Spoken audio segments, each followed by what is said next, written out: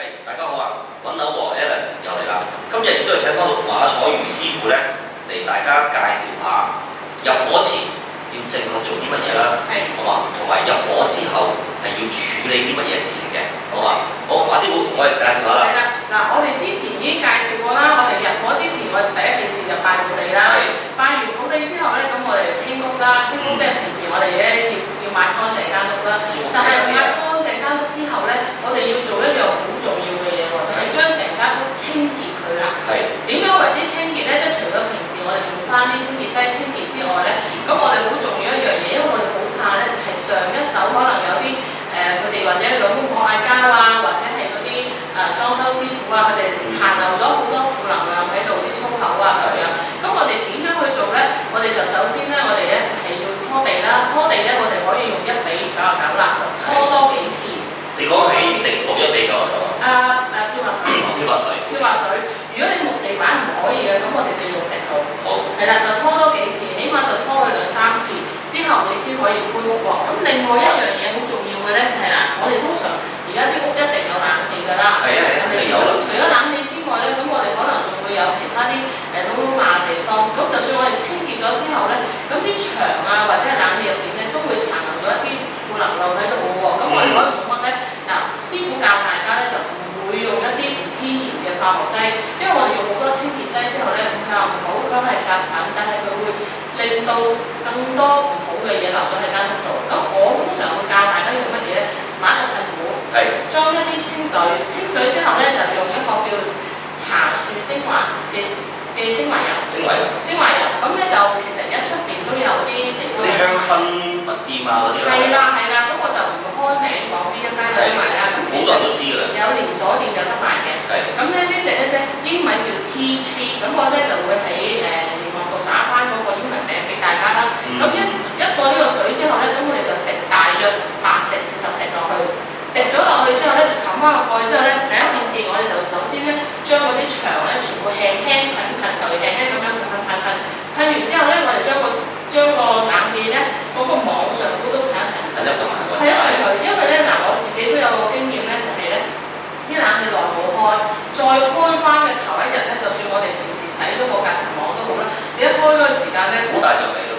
唔係大陣味咁簡單啦，而係我第2日就即刻感冒啦。好多菌喺度。係啦，其實就係滯留咗啲菌啦。咁所以我哋好多時候話我哋入伙之前要做嘅嘢，大家以為迷信啦，咁其實就唔係迷信。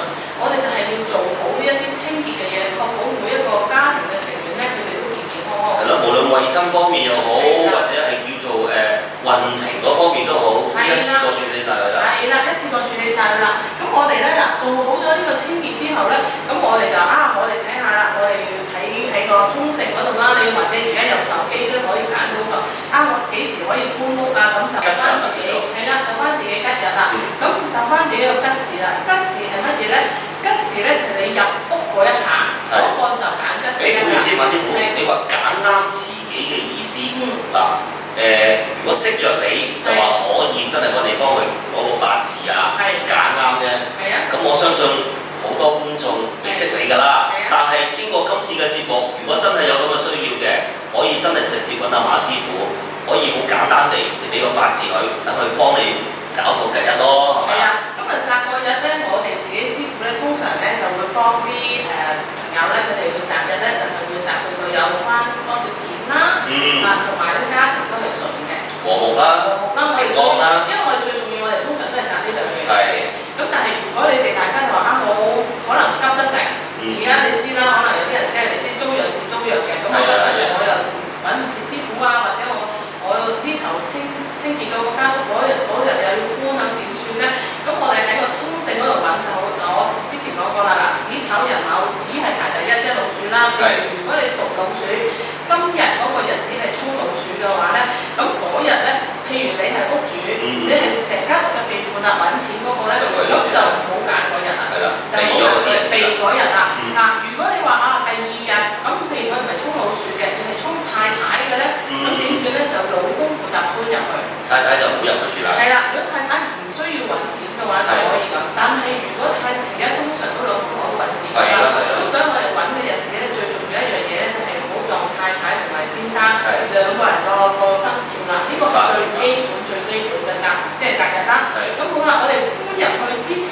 嗱，譬如我今日我擇咗個時間，見到個吉時係朝早9點至11點喎，咁我就會約即係搬屋公司早少少咧，喺舊屋嗰度咧就執好晒所有嘢。但係我之前一日咧，我一定要做一樣嘢嘅喎。咁呢個原來坊間好多師傅都冇教我哋嘅。咁我哋首先第一件事準備一個咁樣嘅塑性袋，大家見到係啦，一個塑性袋。好似米布袋咁。係啦，呢個其實好多地方有得賣嘅。咁呢啲咧就我哋係古時我哋啲錢袋，即係你睇電視有時佢哋鋪喺度嗰個咁嘅錢袋咯。咁除咗錢袋之外咧，我哋就要準備乜嘢咧？嗱，今日師傅就將自己屋企嗰個錢攞到嚟俾大家啦。咁咧我哋咧就準備888蚊嘅散紙，係啦，888蚊嘅散紙，全部係攞意頭啦。咁咧就準備啲5蚊啊、10蚊啊、1蚊啊、2蚊啊咁樣。總之加埋個數就888蚊，係啦，3條8嘅，係啦。咁我哋咧譬如我第日朝早要搬入嚟，咁我今日夜晚我就喺間新屋度做乜嘢咧？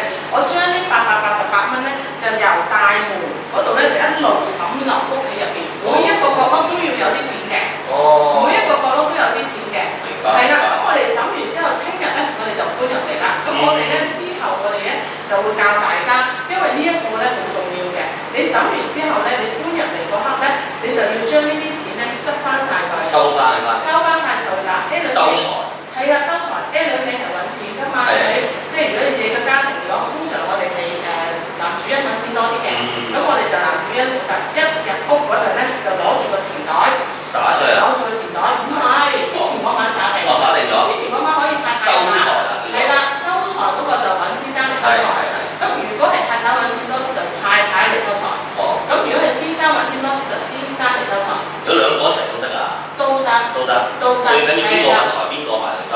係啦，咁因為有啲譬如好似你就要做 agent 嘅，咁因為嗰個錢係浮動嘅，咁所以有時可以好多，有時可以少啲。咁譬如啲太太係打份工嘅，咁一個月可能買1、2蚊嘅，咁啊梗係揾先生你嗰個可以突破薪金嗰個嚟攞啦，係咪？咁你攞住個袋就由門口一入去就開始一路執到入屋咯喎，執到最尾嗰個數齊翻佢咁多錢之後咧，我哋咧就記得啦，數完之後咧索翻佢，講好佢。嗱，男士咧就擺住喺屋企嘅西北位先，因為我哋之前嗰集教咗大家點樣去度方位㗎啦。咁你知道自己屋企嘅西北位喺邊啦？如果係女士嘅話咧，就擺喺西南位啦。西北就係男士，西南就係女士。係啦，就全間屋嘅西北或者全間屋嘅西南位。咁好啦，嗱呢一袋記得要索翻佢。索緊佢。收嗰啲財要鎖住嘅。梗係啦，呢啲財係我㗎，唔留俾人哋嘅。咁師傅自己咧就擺夾萬入邊嘅。咁我個夾萬咧就會係男士擺西北，女士擺西南，或者你擺衣櫃入邊都得。咁但係呢啲錢咧就冇用嘅，因為呢個係我哋聚住我成間屋嘅旺財錢嚟嘅。明白。OK。好啦，嗱，今日咧馬師傅同我哋講咗頭先以下點樣去處理間入屋前灑錢啊，第2日收財個動作啦，係咪？咁咧，我哋下一集都係講翻入伙嘅正確嘅做法啦。咁我哋下一集分享更加精要嘅嘢，因為講真句，出面坊間有好多時教大家嘅嘢咧，咁今日馬師傅教有少少分別嘅，係分別咩啊？就係精簡㗎啦，好嘛？咁我哋下集再見啦。OK。